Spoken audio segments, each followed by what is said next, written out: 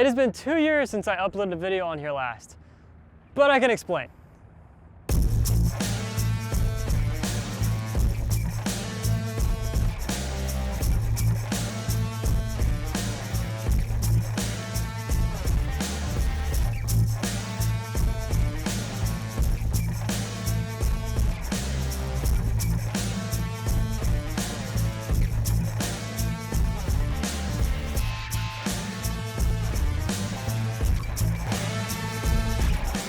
A lot has changed in the last 2 years, so let me give you the rundown. About a year and a half ago, I got a call from a guy saying, "Hey, here you might be interested in selling your helicopter." And fast forward about a month, and I watched my baby fly away without me. I've always had a pretty good relationship with the team at Bell, and I've told them, hey, if you guys get a buyer who wants one today, doesn't want to wait a year, or whatever the delivery time is, we'll sell mine and we'll build another one. And that's pretty much exactly what happened. Zoe and I got married. It was an awesome wedding. We took 30 of our friends and family into the backcountry. I'll put a link to the Instagram post below that has the wedding video and more details on that. We've moved. Houses, not locations. We're still in Phoenix. But yeah, let's get back to the helicopter, the real reason you're here. There's a couple things we did different on this helicopter. Obviously, you can see we did the paint differently. I did the running boards. I did the Garmin autopilot. There's some few details, we'll kind of get into that. But there's one other thing that makes this 505 a little bit special. It is the 505th 505 delivered. So when we were at the factory about a month ago taking delivery, we had a little bit of like a celebration. Bell had some hats made, some patches, there was a cake, a small piece of history, and I am very excited to be a part of something like that. While we were there taking delivery of the helicopter, we also did a tour of the factory, got to see how the 505, the 407, the 429, and the 412 is made, and that was really cool to see. There is some incredible technology and equipment and machines that go into making these helicopters, as well as just systems in place to make sure that tools don't get left in the aircraft. And the assembly line of the 505 and all the different helicopters is really impressive. They have like trays, like giant cookie sheets, I guess would be a good way to put it, where all the parts are laid out for every aircraft. And so there's no extra parts left on the tray at the end of the assembly. So I try to show some of that. It's also just the size of this factory is pretty impressive. It makes sense when you walk through that factory why the cost and the time that goes into making these aircraft is what it is. Due to time constraints on my end and with Bell, I did not fly the helicopter from Montreal to Phoenix. Bell repositioned it to Dallas while I was at training out there, and then when I got done, we flew it home. The training was really cool. So I did the initial training like 2 years ago when we got the first 505, which I think is like a 3 or 4 day course, a couple days in the classroom and a couple days of flight time.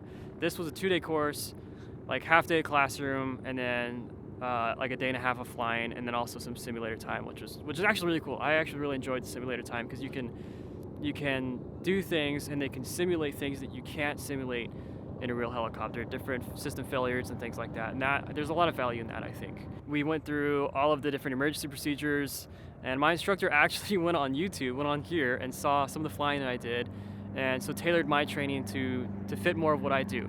So we did a lot of like off-field landings, some pinnacle landings. And on the emergency procedures, we did 0 airspeed, auto rotations, full downs all the way to the ground. Engine fail. All right, collect it down.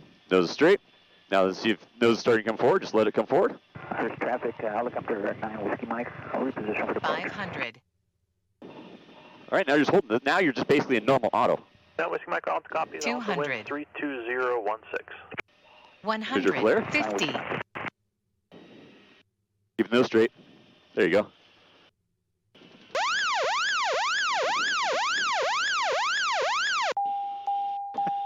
There you go. Your typical 180 autos. There's our engine fail. So you got nose down. A little bit more right pedal. There you go. That's good. A little collective as you come around. There you go. Now take the collective out. Keep the nose back. That's fine. That's fine. Yep, pulling power there. Little nose. There you go.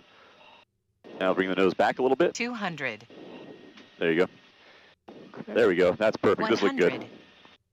There's your flare. 50. Keep it all the way down. And now pull. And nope, there you go. Level. And cushion. And now let the collector just go down slowly. Not bad. Enough about all that. Let's show you the new helicopter and what we did differently on this one. So first thing you'll notice that is different on this one is we did these running boards, which I actually really like. It's really nice when you're pre-flighting to be able to use the back of the step, especially on the other side, to get up there, see everything going on. And I think they just look a lot better. I did do the hook again. One of these days I'll have to learn how to actually use the hook.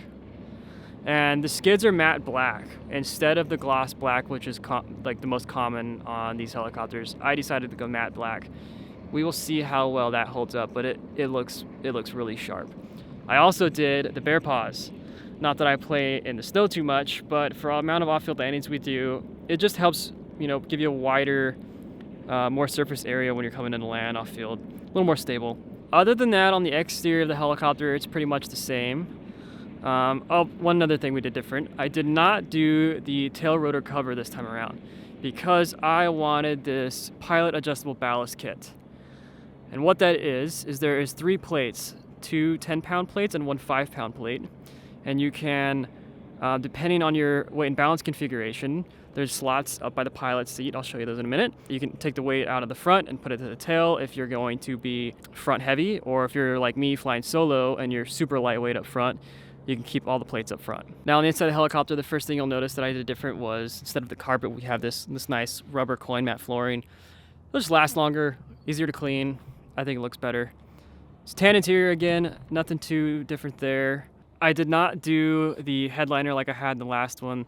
The problem is this heat out here in Arizona, it was plastic and it just, I think the first summer it just started to warp, and so I think it looks better without. And a little bit of weight saved. This helicopter does have the Garmin autopilot. Different than the last autopilot I had, this one is extremely accurate, holds altitude, heading, it'll even hold a hover. It's pretty impressive. It also has the G1000 NXIs. I don't really know all the differences between the legacy G1000s and the new ones, but they process a little bit faster. This one has your sectionals on there, which is super nice. Different air vents, a little bit better nozzles on there. And if we go around to the pilot side, I'll show you that adjustable ballast. So you can see it's got the 3 plates in there. Undo the latch, pull the pin out, slide the plates out, put it in the rear, make your changes to the weight and balance on the screen, and you're good to go. Easy to do, helps keep the helicopter more level when you're coming on land, which is pretty nice. That is pretty much all the differences in the last helicopter to this one. I'm very excited about it. You know, it's been a year and a half since I did any flying. So when I got the training a couple weeks ago, I was like, sure hope I remember what I'm doing. But it came back pretty quickly and it was a lot of fun. And the flight home was good. And you know, it's pretty cool being a part of the 505th 505 delivered. They gave me this really cool banner that says, you know, like 505th delivery, and everyone from the factory signed it, and that's really cool. I need to figure out where I'm gonna hang that up, plan up hanging it up in the office or in the garage or something like that. It was really cool, just kind of special. I hope that explains where I've been for the last 2 years. It's been busy. The wedding took a lot of planning, a lot of logistics to get into, you know, to get 30 people in the backwoods. We were there for 4 days. Of all the time to not have an aircraft, that was definitely the time because we just had so much other stuff going on. The dust is settling, everything's kind of getting back to normal, and it is time to get back to the adventures. It's December, so the weather's beautiful, and I cannot wait to start pumping out more videos. Thank you for watching. If you like this video, subscribe, give it a thumbs up, and let me know what you guys think about the new helicopter.